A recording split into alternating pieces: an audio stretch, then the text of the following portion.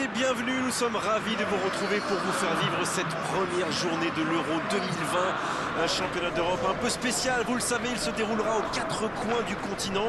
C'est bien sûr pour fêter l'anniversaire de cette compétition, c'est 60 ans que l'UEFA a décidé de voir les choses en grand, en très grand même, avec ce format inédit. Certaines choses changent, d'autres non. Ce devrait être une grande compétition et pour espérer aller le plus loin possible, il faut réussir son entrée. Souhaitons-nous donc un excellent début de tournoi. Il y a de très beaux stades aux Pays-Bas, c'est sûr, mais aucun ne peut, selon moi, rivaliser avec cette Johan Cruyff Arena, comme on l'appelle désormais. Allez, on écoute l'hymne national de la Belgique.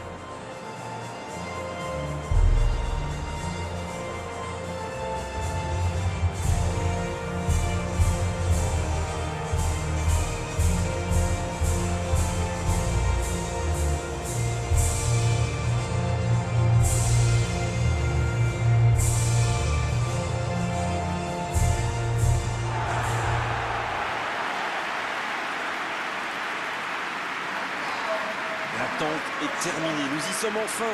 Le coup d'envoi de ce premier match va être donné. Oui Grégoire, et on a hâte que ça débute forcément. C'est le plus grand tournoi de l'été et on espère que toutes les grandes nations seront à la hauteur. C'est d'autant plus important que cette fois, il n'y a pas de pays haute unique. Donc on peut dire que toutes les équipes démarrent vraiment ce tournoi sur un pied d'égalité. Et comme vous dites, le meilleur gagne.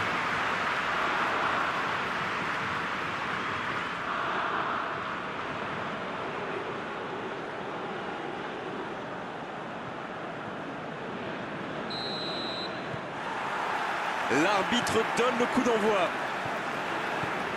Allez Darren, un petit pronostic. Qui sera l'homme du match? Je dirais Jan Vertonghen, parce que c'est un défenseur très polyvalent. Peu importe où il joue, il empêche toujours les attaquants de passer. Oui, c'est évident, pas de surprise. La Russie qui essaye de construire.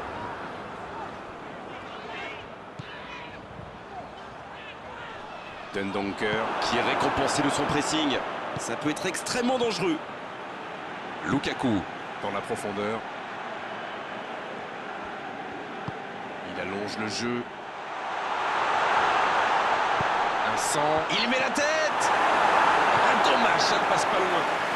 Alors là, c'est un gros manque de réussite. Il a trouvé la barre transversale alors qu'il avait mystifié tout son monde.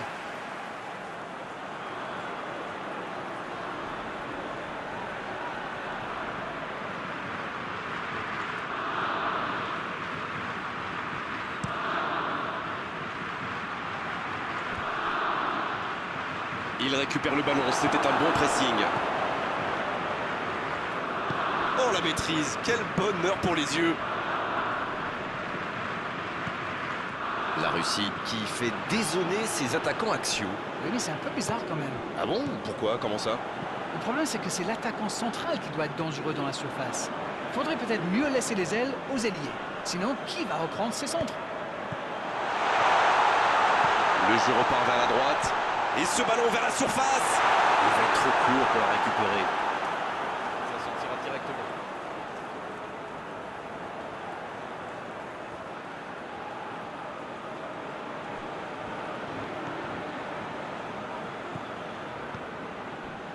Dendoncker.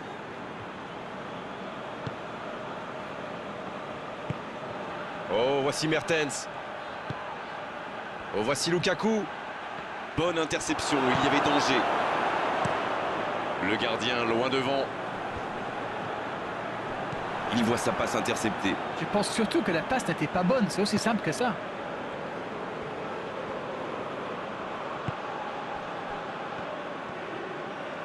Il a tenté, bien joué.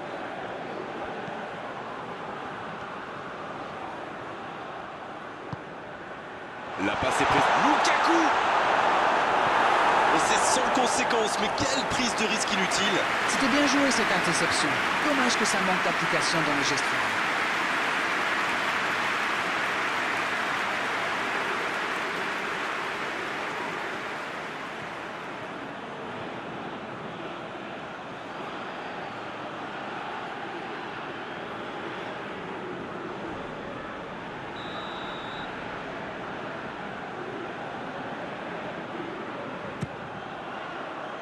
Et le danger est écarté. Il tente la frappe. Un grand dégagement le plus loin possible. De Meyer.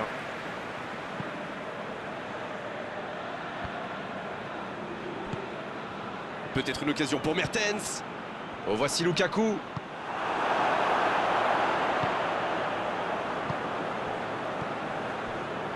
Mario Fernandez. La Russie qui peut avancer. Allez, le ballon dans la profondeur. C'est bien donné. Il est bien placé. La passe dans la profondeur. C'est parfait, magnifique. Il centre. Il est là pour dégager.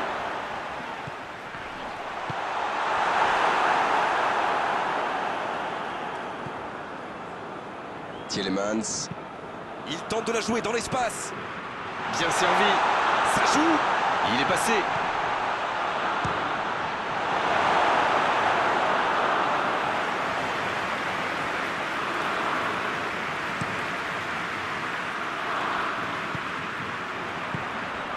Mario Fernandez. Ce ballon bien dosé. Et c'est le coup de sifflet, c'est la mi-temps. La Belgique qui regagne les vestiaires sans avoir réussi à faire la différence dans ce match. C'est peut-être le moment de faire un peu de coaching. La défense a fait du super boulot. Ils ont bien contenu les attaques adverses. Je ne me souviens même pas d'une occasion. 0-0 à la pause. On espère simplement qu'en seconde période, on aura un ou deux buts. Et c'est reparti. La Belgique, pour moi, a dominé cette première période. Bon, ça ne se voit pas au tableau d'affichage pour l'instant, mais ça pourrait venir sous peu. Il écarte, c'est bien fait.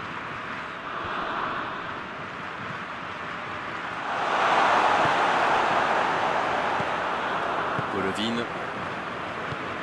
Un long ballon vers l'avant. Il écarte, ça joue long. Il cherche la profondeur. Il ne se pose pas de questions. Et le ballon est sorti, touche.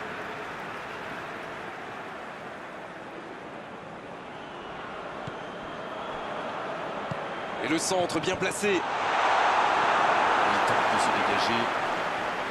Eh bien, sauf erreur de ma part, c'est la première fois du match qu'ils essaient de passer dans le dos de la défense, dans l'axe. Ils sont quasiment toujours passés par les ailes.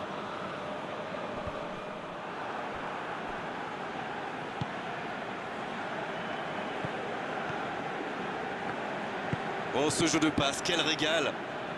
Sur l'aile gauche, et il a du soutien. C'est joué dans la profondeur. Et le ballon continue de lui coller au pied.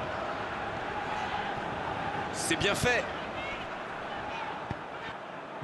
Il a essayé d'y aller seul, mais sans réussite.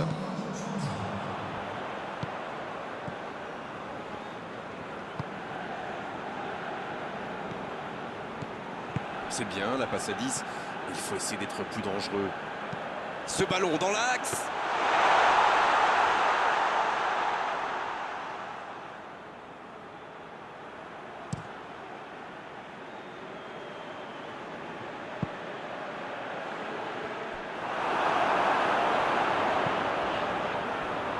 Zirkov.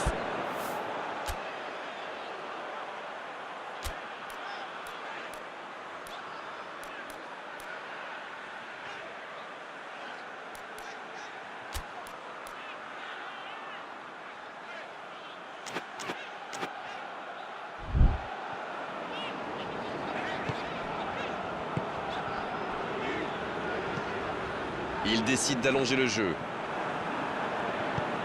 Et il jaillit pour prendre ce ballon. Dans la profondeur. Il a du champ sur le côté. Ouf, un peu d'air.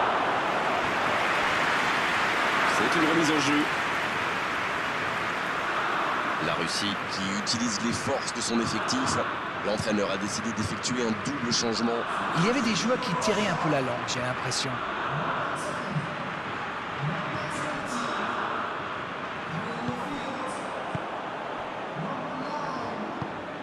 Golovin.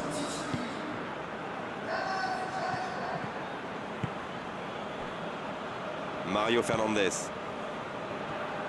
Et le raid côté droit, il a du soutien.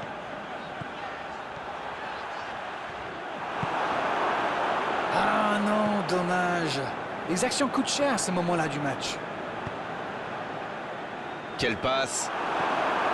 Ah, c'était l'occasion de faire la différence. Quel dommage. Chérichev reçoit le ballon. Mais non, hors-jeu. Les deux équipes doivent faire attention au contre maintenant. Il faut garder ce ballon, faire tourner, être patient et saisir sa chance.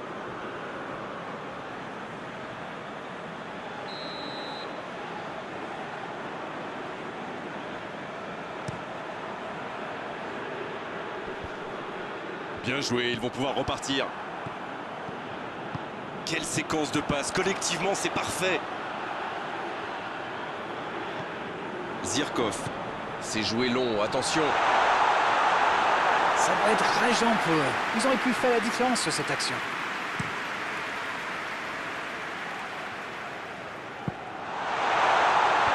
Bien, un peu de répit. Golovin. Oh le contre, l'arme fatale. Oh, il y avait danger, mais il a bien jailli. L'arbitre siffle, le match est terminé.